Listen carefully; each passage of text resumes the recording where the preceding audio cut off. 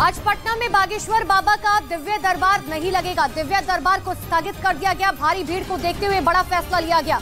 हालांकि आज हनुमंत कथा जारी रहेगी।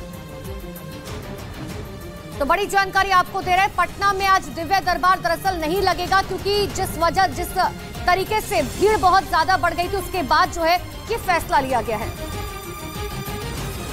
तो पटना में लगने वाला बाबा बागेश्वर का दिव्य दरबार स्थगित कर दिया गया। भक्तों की भारी भीड़ और भीषण गर्मी की वजह से ये फैसला लिया गया।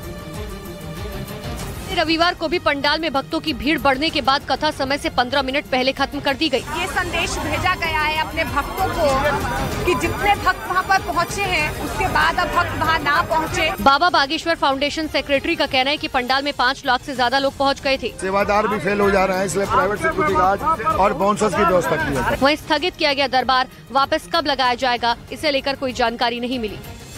तो पटना में आज लगने वाला बाबा बागेश्वर का दिव्य दरबार भले ही स्थगित कर दिया हो, लेकिन उनके भक्तों ने उनके होटल के बाहर जमावड़ा लगा लिया और उनकी एक झलक पाने का इंतजार करने लगे। जिस तरह बाबा के दरबार में भक्तों की भीड़ उमड़ रही थी, ठीक उसी तरह होटल के बाहर भी भक्तों का तांता लग गया था। दरअसल बाबा बागेश्वर रविवार रात 11 बजे प्रेस कॉन्फ्रेंस करने वाले थे, जिसकी खबर मिलते ही उनके भक्त उनके होटल के बाहर पहुंच गए और बताया गया कि ये भीड़ ही वो वजह है जिसकी वजह से बाबा का दिव्य दरबार स्थगित किया गया। हालांकि हनुमंत कथा आज भी अपने समय पर ही की जाएगी। उधर पटना में बागेश्वर बाबा के कार्यक्रम के दूसरे दिन भारी संख्या में लोग कथा सुनने के लिए पहुंचे।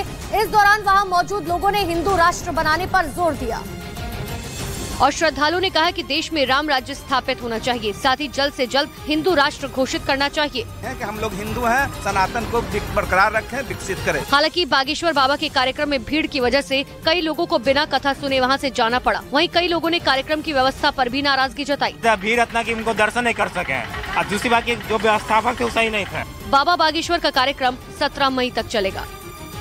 इधर पटना में बागेश्वर बाबा के हिंदू राष्ट्र के बयान पर आरजेडी नेता ने आपत्ति जताई। एक रोज पहले पटना में धीरेन्द्र शास्त्री ने हिंदू राष्ट्र की बात दोहराई थी, जिस पर विवाद बढ़ गया। आरजेडी नेता ने इस बयान को असंवैधानिक और विवादास्पद बताया। अपने ज्ञान को सुधार लेना चाहिए, ये देश चलेगा अपने नियम कानून संविधान से। वहीं कांग्रेस ने भी धीरेन्द्र शास्त्री पर निशाना साधते हुए उनके बयान को एक पार्टी विशेष एजेंडा बताया। वैसे एजेंडा की जरूरत हम लोगों को नहीं है, हम लोग को भी भगवान के मानने वाले हैं। भारी विरोध के बावजूद बिहार की राजधानी पटना में धीरेन्द्र शास्त्री का कार्यक्रम जारी है।